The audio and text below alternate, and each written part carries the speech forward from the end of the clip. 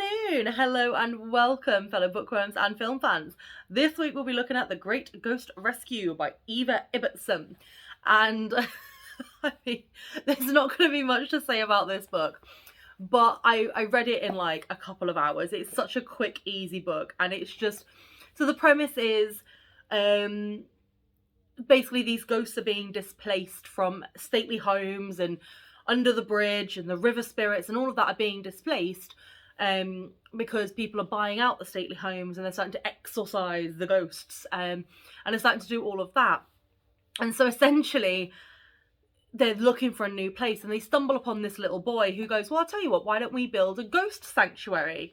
Because, you know, they have bird sanctuaries and other kind of animal sanctuaries, so why don't we get a ghost sanctuary? I'm going to go speak to the Prime Minister now and sort it.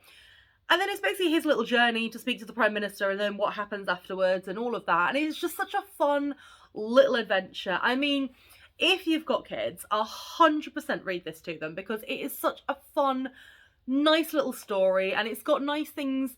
It's, you know, it's got nice little morals to the story, like don't judge people, you know, basically accept everybody as who they are, whether or not they be a homicidal monk, or a headless ghost, or, you know, or a banshee, or a vampire bat that apparently are the size of human beings.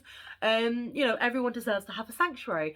And I just loved it. I honestly did. I thought it was really, really sweet. And obviously the reason I've read this is I'm trying to read different sort of like books, different genres, because I'm very well aware that I love my murder mysteries, I love my crime, I love my thrillers, and so I try and read different ones. And I honestly cannot remember who recommended this to me, so if anybody on this channel that did recommend it to me, please let me know if it was you. But someone recommended giving this a go because it was a nice quick little read, and I mean, it's just such a lovely little magical tale. So I would say, I mean, even if you don't have kids, give it a read. Like, books, for me, I don't think you can ever grow out of reading children's books. I do think that certain adult books maybe children shouldn't read, but I think that if you're an adult, you can read all the children's books you want. I still read the Narnia books, the Series of Unfortunate Events books.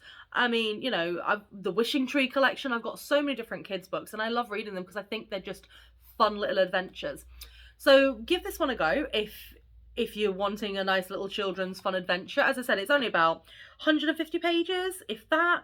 It's 140 pages, so you can get that done in no time. But let me know if you read it, let me know if you enjoy it, let me know if it was you that recommended it.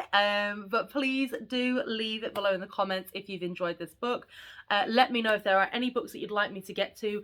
As I have said previously, and I will say again obviously down the line, I do film these episodes in bulk, so sometimes you will notice that I will have like the same outfit and hairstyle for like 5 weeks worth, and then suddenly it'll change.